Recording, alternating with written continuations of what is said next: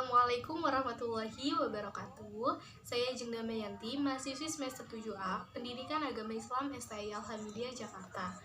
Saya pada kesempatan kali ini mendapatkan sebuah tugas dari Pak Nur Wahidin, yaitu merangkum materi mengenai agama dan kesehatan mental.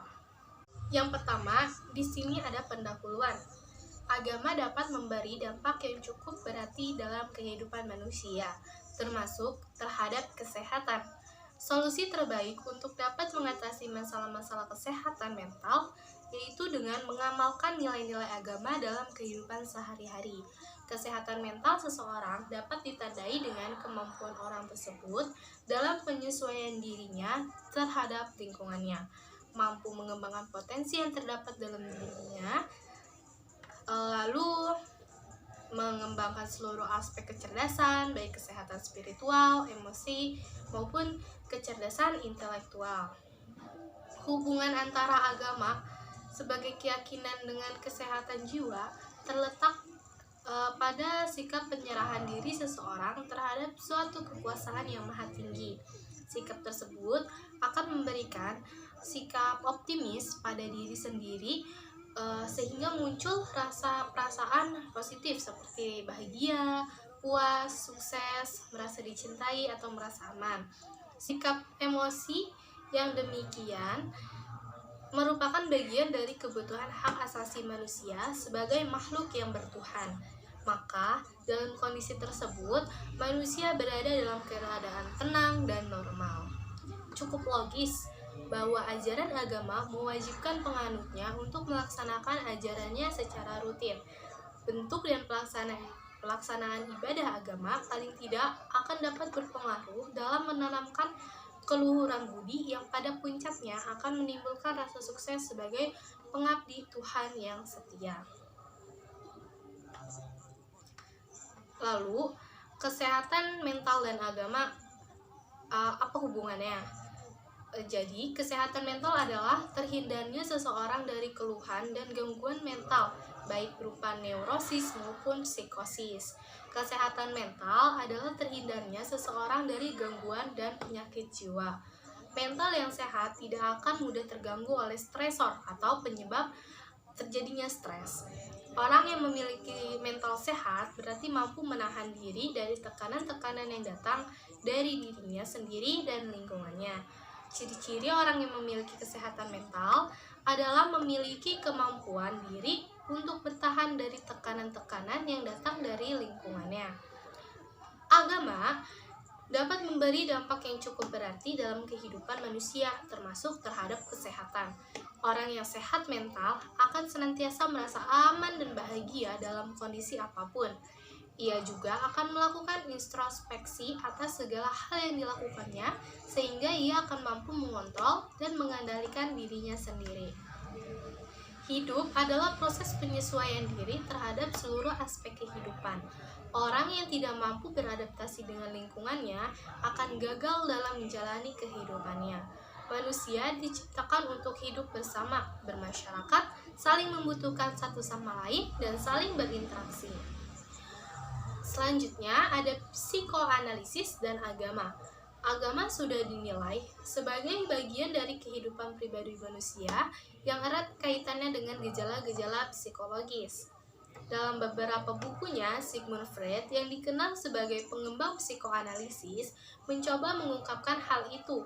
Agama menurut Freud tampak pada perilaku manusia sebagai simbolisasi dari kebencian terhadap ayah yang direfleksi dalam bentuk rasa takut kepada Tuhan.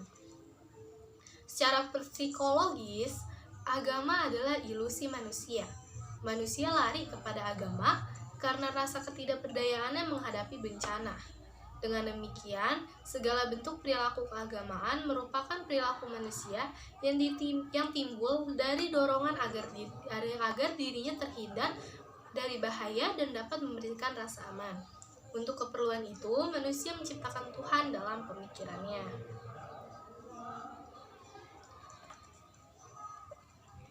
Selanjutnya, behaviorisme dan agama. Salah satu tokoh behaviorisme yaitu Skinner melihat agama sebagai isme sosial yang lahir dari dua faktor penguat.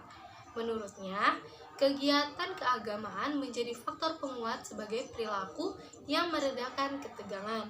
Lembaga-lembaga sosial, termasuk lembaga keagamaan, bertugas menjaga dan mempertahankan perilaku atau kebiasaan masyarakat.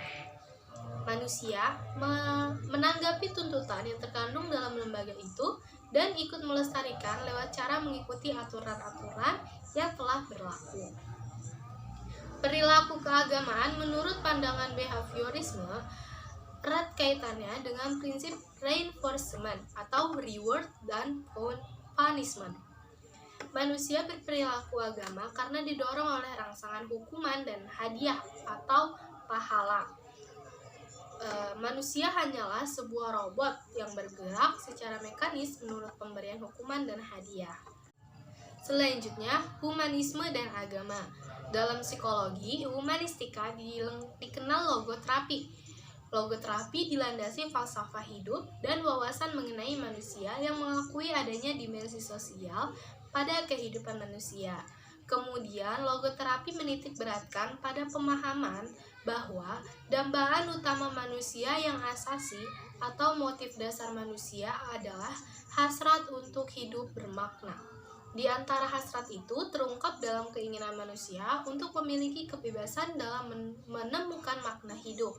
Kebebasan seperti itu dilakukannya antara lain melalui karya-karya yang diciptakannya, hal-hal yang dialami dan dihayati, atau dalam sikap atas keadaan dan penderitaan yang tak mungkin dielakkan.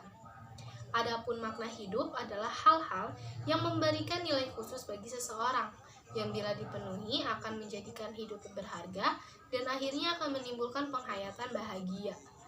Dalam logoterapi dikenal dua peringkat makna hidup, yaitu makna hidup pribadi dan makna hidup paripurna. Selanjutnya ada ciri-ciri orang yang memiliki kesehatan mental. Yang pertama, memiliki sikap batin atau attitude yang positif terhadap dirinya sendiri.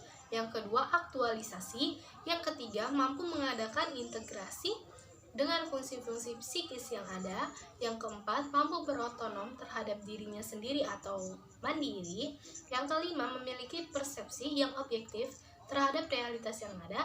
Yang keenam, mampu menyelaraskan kondisi lingkungan dengan diri sendiri.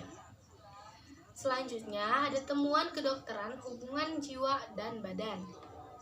Kesehatan mental adalah ilmu yang meliputi sistem tentang prinsip-prinsip, peraturan-peraturan, serta prosedur untuk mempertinggi kesehatan rohani.